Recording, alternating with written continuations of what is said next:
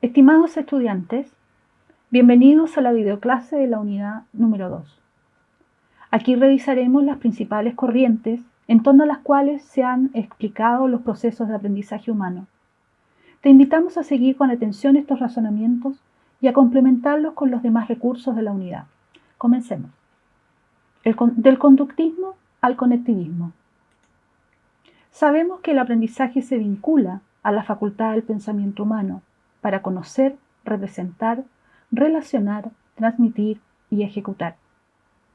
En 1992, Meyer relacionaba estas facultades con tres grandes corrientes a través de las cuales, y a través de una metáfora, se decía que el aprendizaje se producía por adquisición de respuestas, también por adquisición de conocimiento y como construcción de significados, aludiendo de esta forma o involucrando de esta manera a las tres grandes enfoques y corrientes sobre el aprendizaje, a saber, el conductismo, el cognitivismo y el constructivismo, a partir de las cuales han surgido a la fecha otras corrientes y otros enfoques. Teoría conductista. Para el conductismo, el aprendizaje se representa en una conducta en particular, la cual se manifiesta ante la presencia de determinados estímulos. Por lo tanto, conocer no es una actividad mental, sino un cambio de conducta. Por lo tanto, en este contexto no interesan los procesos mentales, sino la respuesta deseada. Y la labor del docente se limita a conseguir que esa respuesta se produzca en una conducta observable. En lo referido al lenguaje en el contexto conductista, es una conducta más, que funciona de forma similar a otros comportamientos del ser humano, como una conducta verbal producida por los estímulos adecuados. En consecuencia, su adquisición y el desarrollo se da por medio de un proceso de adaptación a estímulos externos, de corrección y repetición de lo observado, por ejemplo, en un adulto, o de lo producido, por ejemplo, a través de un refuerzo positivo. Teoría cognitivista. La teoría cognitivista releva las representaciones mentales del sujeto como resultado de las relaciones previas con su entorno social. Se interesa en el estudio de los procesos mentales relacionados con el conocimiento, como la atención, la percepción, la memoria, la inteligencia, el lenguaje y el pensamiento, vale decir, los mecanismos de la cognición. En este contexto, el lenguaje es visto como una capacidad de representación vinculada al desarrollo cognitivo. En otras palabras, una vez adquirido el lenguaje, este ayudará al ser humano a desarrollar sus niveles cognitivos. La teoría cognitiva considera que cada persona organiza, evalúa e interpreta la información de forma distinta, debido a las diferencias que existen en las estructuras o esquemas mentales de las personas dada su experiencia personal.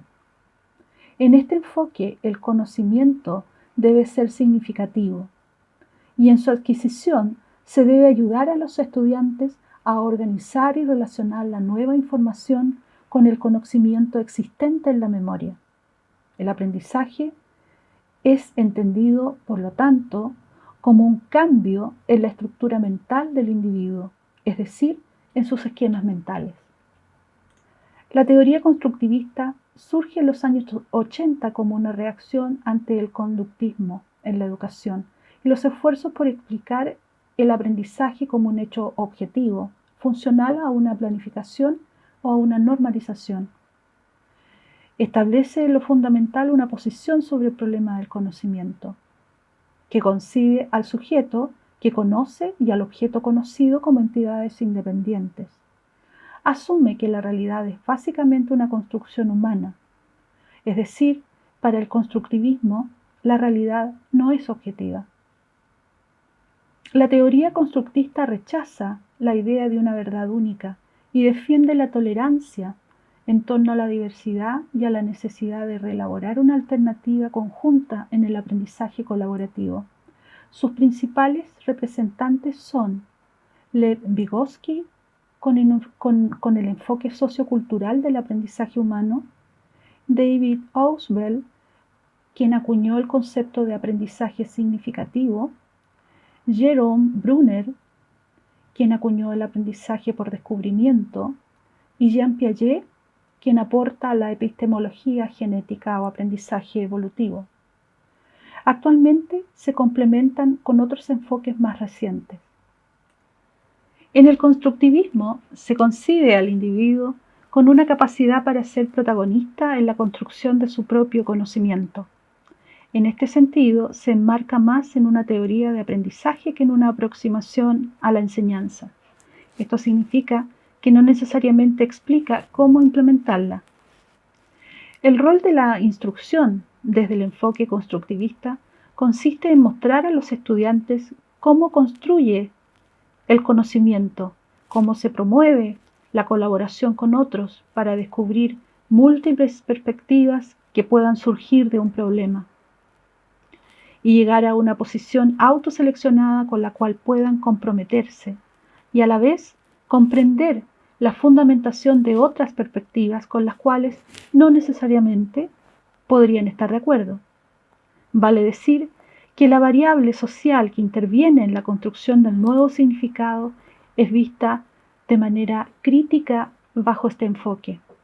En consecuencia, el lenguaje resulta ser una de las habilidades que procede de la maduración cognitiva, pero a la vez la promueve. Es decir, a través del desarrollo del lenguaje se produce un mayor desarrollo cognitivo en el ser humano. El presente esquema representa los principales principios que identifican a la teoría constructivista o a los procesos de aprendizaje que emanan de esa teoría. Algunos de ellos son, por ejemplo, que el aprendizaje se produce cuando entra en conflicto lo que el estudiante ya sabe con lo que se le propone conocer en una instancia de formación, ya sea formal o informal. El aprendizaje es un proceso constructivo interno, autoestructurado, es decir, es el estudiante quien hace uso de los recursos que ha acumulado hasta el momento ante un nuevo proceso de aprendizaje o ante un nuevo proceso de construcción de significado. Tercero, el grado de aprendizaje depende del nivel de desarrollo cognitivo. Efectivamente, el desarrollo cognitivo es un proceso acumulado o acumulativo que los estudiantes, que las personas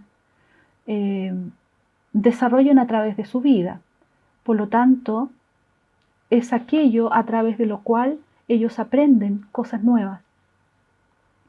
El punto de partida depende del nivel de desarrollo cognitivo, no necesariamente asociado a las capacidades de las personas más intrínsecas, sino a las conductas de entrada que las personas tienen frente a un proceso de aprendizaje nuevo.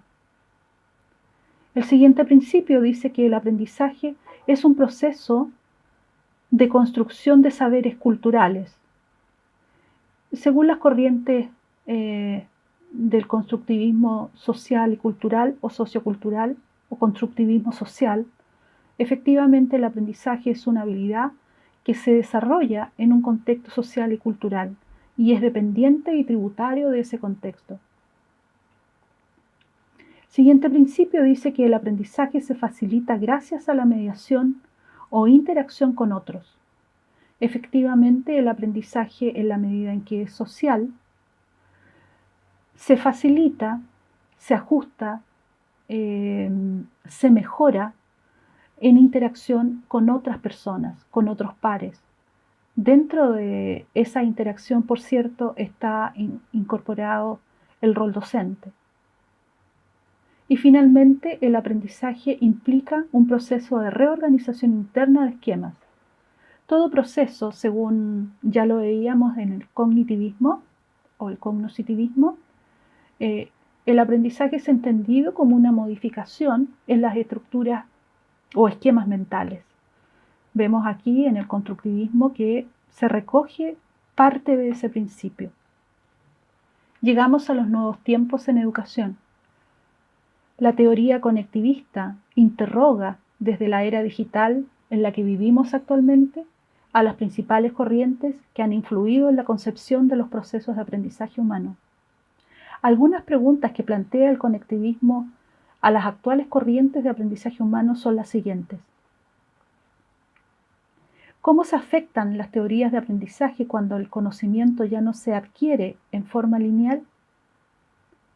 ¿Qué ajustes deben realizarse a las teorías de aprendizaje cuando las tecnologías realizan muchas de las operaciones cognitivas que antes eran llevadas a cabo por los aprendices?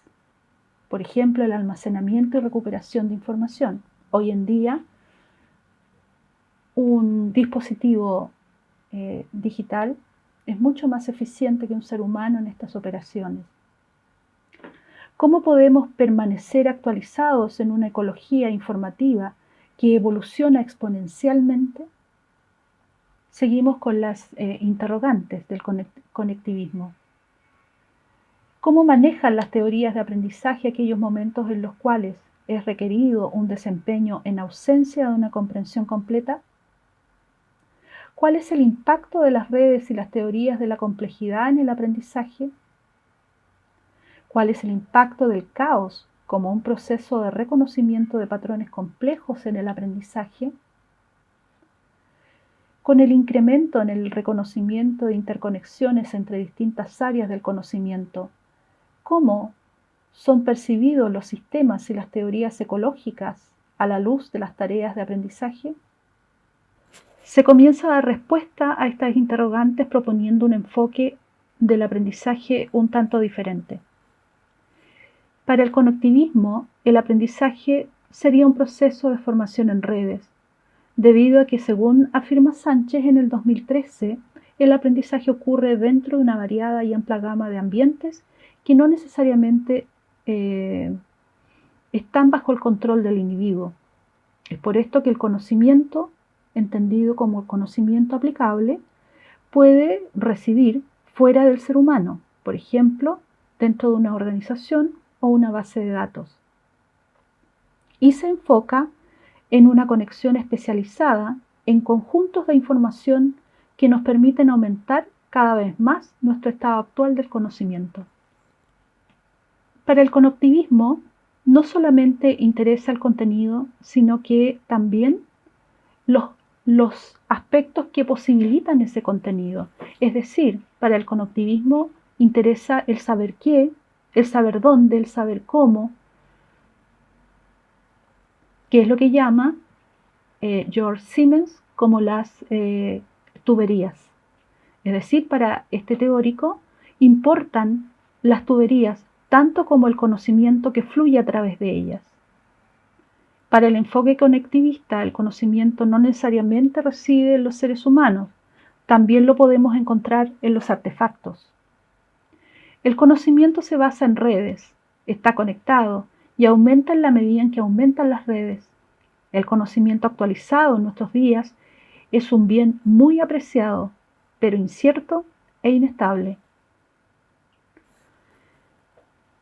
La diversidad de opiniones en sí es un aprendizaje. Aprender a vivir en esta diversidad y construir una opinión a partir de ello son aprendizajes de un alto valor entre las comunidades. Mencionamos a continuación algunas características relevantes del conectivismo. Sin duda, se trata de un modelo de aprendizaje para la era digital, determinado por la influencia de la tecnología en todos los ámbitos de la vida humana. Rompe con la mirada tradicional respecto de los procesos de aprendizaje, al proponer que este proceso no ocurre solo en el individuo, en las personas, sino que también es un proceso de la sociedad y de las organizaciones. Afirma que el conocimiento se construye compartiendo los conocimientos, lo que resulta lógico en este paradigma, ya que el conocimiento no existe exclusivamente en los seres humanos.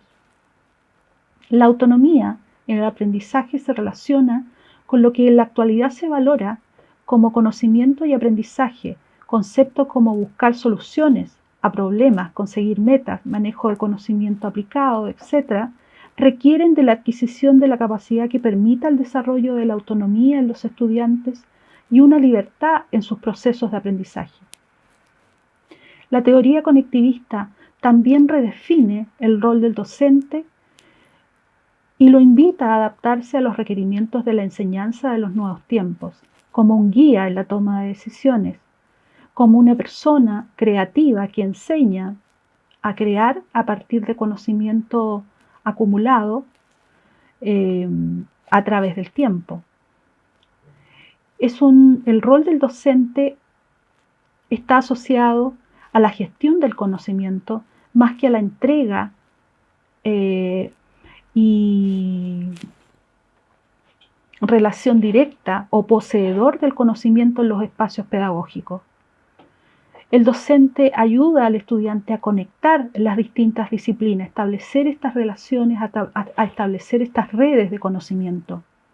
Es un guía y un orientador en el caos y en la incertidumbre de la información en estos tiempos, considerando que la información es altamente volátil y altamente inestable. Es un actualizador en términos de estrategias, en términos de métodos efectivos de trabajo, de búsqueda y de desempeño efectivo en el contexto cambiante en el que viven los estudiantes. Conoce herramientas, debe conocer herramientas informáticas, digitales, fuentes de información, estructuras sociales, debe conocer cuál es la lógica del social media actual, de manera de guiar y aprender también de sus estudiantes, ganar comprensión de los ecosistemas digitales en los cuales sus estudiantes viven en la actualidad.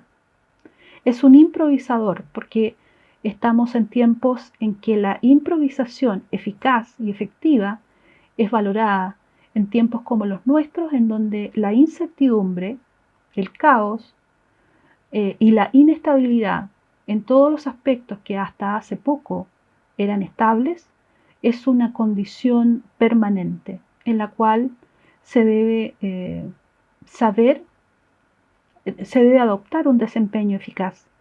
Y en un rol docente, ese desempeño se debe transmitir en la forma de estrategias concretas de trabajo y de desempeño en distintos contextos. Por su parte, el estudiante debe hacer uso de las herramientas digitales a su disposición para desarrollar las competencias necesarias que le permitan desempeñarse adecuadamente en los contextos sociales, académicos y laborales en los cuales esté inserto, implicado o implicada.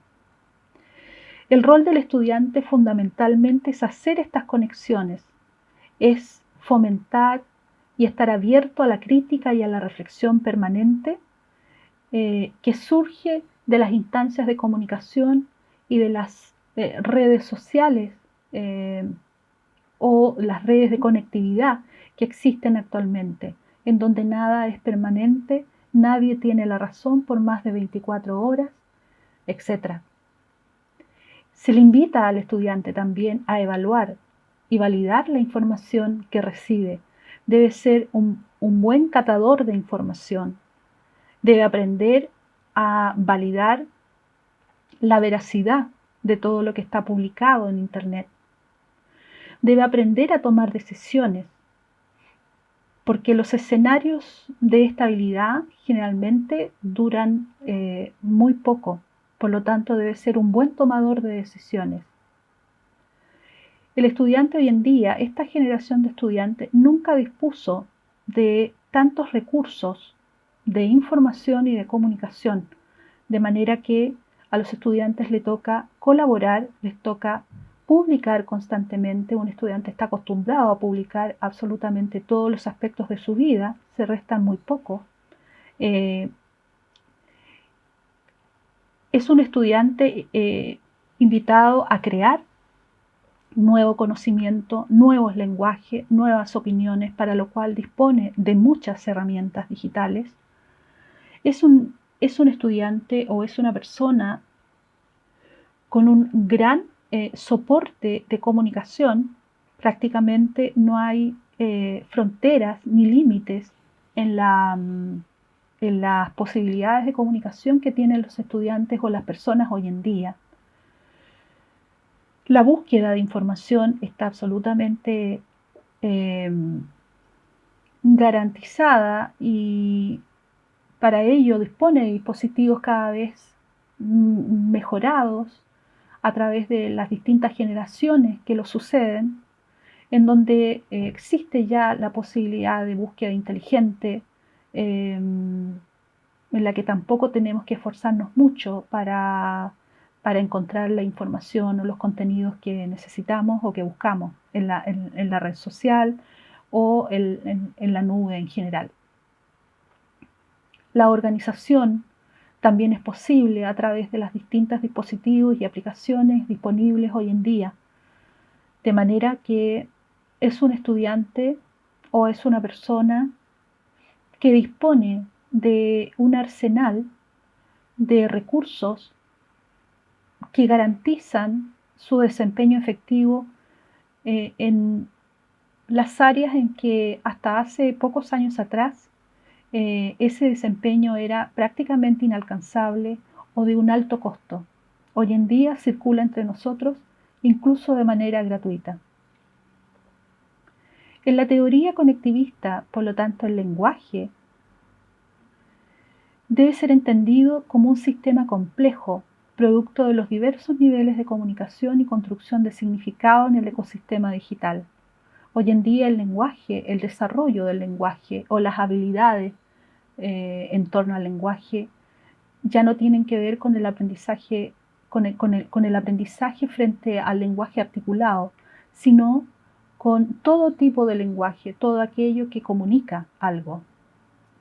Y en ello están y participan una variedad de formatos y nuevos códigos que han salido y que siguen saliendo todos los días, y ante los cuales necesitamos desarrollar esta habilidad de decodificación y de construcción de significado a partir de esos soportes.